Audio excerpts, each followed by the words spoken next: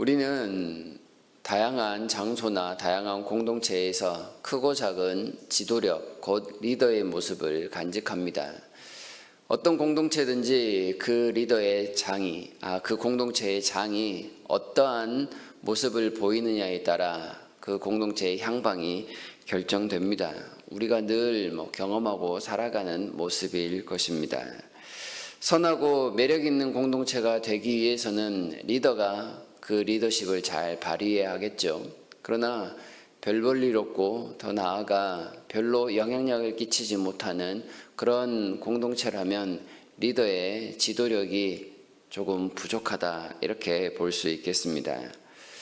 우리에게 많은 공동체가 있지만 그 중에서도 하나님을 경외하는 공동체라면 지도자가 무엇보다도 하나님을 잘 분별하고 섬기는 그런 모습을 보여야 할 것입니다.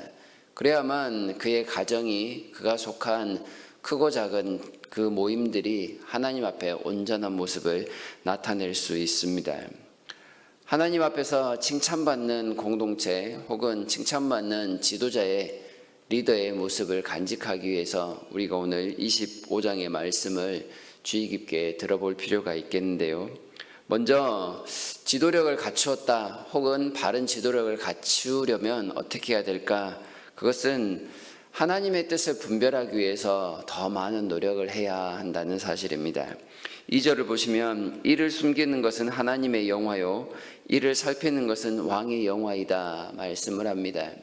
하나님의 뜻이 분명한 것처럼 보일지라도 하나님의 뜻은 우리에게 많은 부분 가려져 있습니다. 하나님의 뜻을 100% 아는 것은 불가능하다라는 그런 뜻이지요.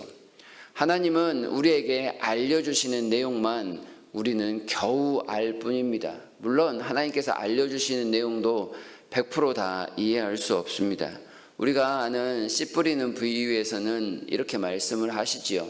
너희가 귀가 있어도 다 듣지 못하고 눈이 있어도 다 보지 못한다.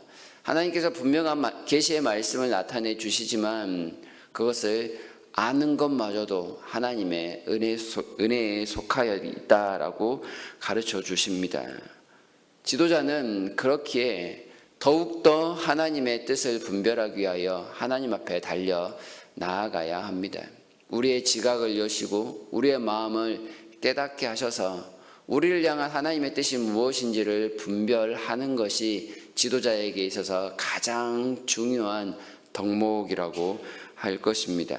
먼저 하나님 앞에 엎드리고 말씀을 연구하고 말씀을 준행하면서 말씀을 가르치는 모범을 보일 때 그는 그 공동체의 온전한 지도자다, 인정받는 지도자의 모습을 나타낼 수 있을 것입니다. 지도자가 늘 하나님과 가까이 하면 3절과 같은 일들이 생기겠죠. 하늘의 높음과 땅의 깊음 같이 왕의 마음은 헤아릴 수 없느니라. 늘 하나님과 가까이 하고 하나님을 통하여 많은 것들을 공급받는 사람은 일반 사람들이 보았을 때 우리와 같지 않구나, 우리보다 더 많은 것을 고민하고 또한 이해하고 헤아리는구나 라는 것을 경험할 수 있을 것입니다. 일견 모세가 바로왕 앞에 섰을 때 그렇게 하나님께서 이야기를 합니다. 모세, 네가 바로에게 왕과 같이 될 것이다, 신과 같은 모습이 될 것이다 라고 하는 겁니다.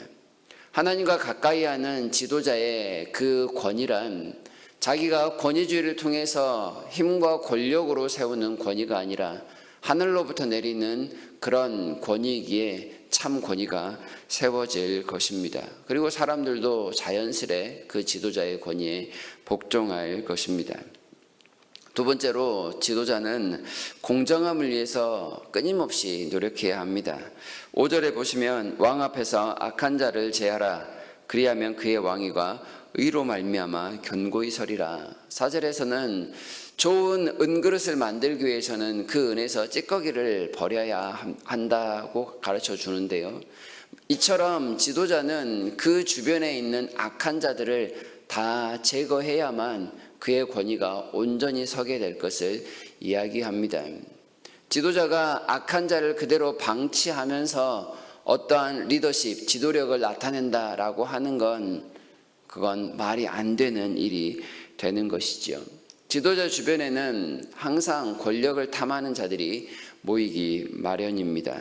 그런데 그런 악한 자들이 지도자와의 개인적인 관계를 이유로 호가호위하며 마음대로 권력을 휘두르려 했을 때 그를 제어할 수 있는 사람은 유일하게 그 왕과 같은 지도자일 것입니다. 그를 제어하거나 제거하지 못한다면 그의 지도력은 바닥에 떨어지고 말 것입니다. 이런 악한 자의 모습이 교만하게 드러납니다. 6절을 보시면 왕 앞에서 스스로 높은 채 하지 말며 대인들의 자리에 서지 말라.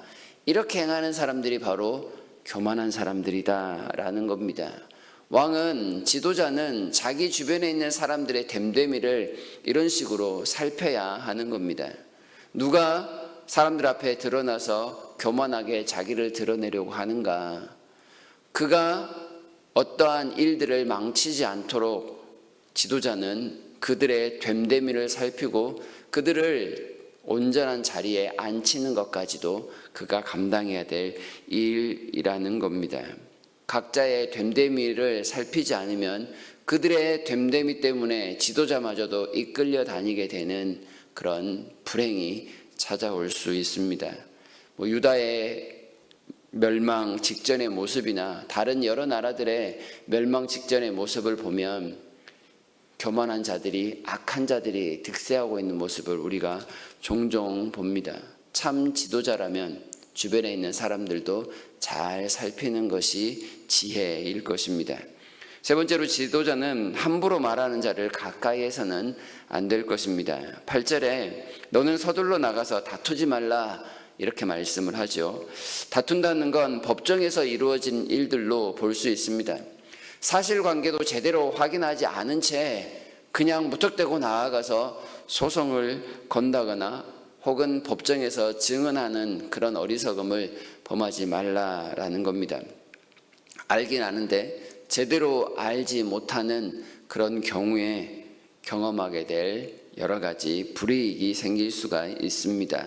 또한 이러한 사람은 그가 속해 있는 지도자, 공동체의 리더에게도 안 좋은 영향력을 끼칠 수 있기에 지도자는 잘 분별해야 할 것입니다. 또한 다툼이 생긴다고 다른 사람의 은밀한 일들까지도 누설하는 사람은 결코 가까이에서는 안 됩니다. 개인적인 전혀 상관없는 일들을 발설하는 건 그들의 사사로운 일을 통해 인신공격하는 사람이기 때문에 그렇습니다. 상관없는 일들을 통하여 각자의 그런 인격을 모독하는 사람은 지도자가 구별해 제거해야 될 사람 중에 하나일 것입니다. 그리고 마지막으로 지도자는 지혜롭게 말하는 자를, 그리고 성실한 자를 가까이 해야 할 것입니다. 시기적절한 말의 중요성이 잠언에서 계속해서 나오는데요. 시기적절한 말은 아주 엄청난 큰 위력을 발휘합니다. 천냥빚도 갚을 만큼의 능력이 있고 사람의 응어리진 마음도 풀어낼 수 있는 능력이 있습니다. 쓸데없는 말 수만 마디보다 가장 필요한 말 한마디가 은쟁반의 금사과와 같은 그러한 놀라운 능력을 나타내어 줍니다. 또한 지혜로운 자는 책망도 겸손하게 듣는 자라고 표현할 수 있겠습니다. 자신의 잘못을 인정하고 고칠 수 있다면 왕의 그리고 지도자의 말도 온전히 따르고 순종할 수 있는 모습일 것이기 때문입니다. 지도자의 마음을 헤아리고 가을 추수의 얼음 냉수와 같이 그들의 모든 갈증과 더위까지도 풀어줄 수 있는 그런 사람을 가까이 하는 것이 지도자에게 또한 필요한 덕목이고요. 불필요한 허풍으로 허세를 떠는 사람은 역시나 멀리해야 될 사람일 것입니다. 부드러운 말은 아주 엄청난 능력을 나타내고 있는데 그렇게 말하는 지도자의 능력이나 그렇게 말하는 사람을 가까이 하는 것이 필요합니다. 우리는 가정에서든지 사회에서든지 교회에서든지 크고 작은 공동체에 속해 있습니다. 살아가다 보면 그 공동체의 장이 될 수도 있고 가정에서는 언제나 장의 모습을 나타내는 것이 일반적입니다. 이러한 모든 상황에 우리에게 필요한 것은 먼저 하나님 앞에 나아가는 모범일 것입니다.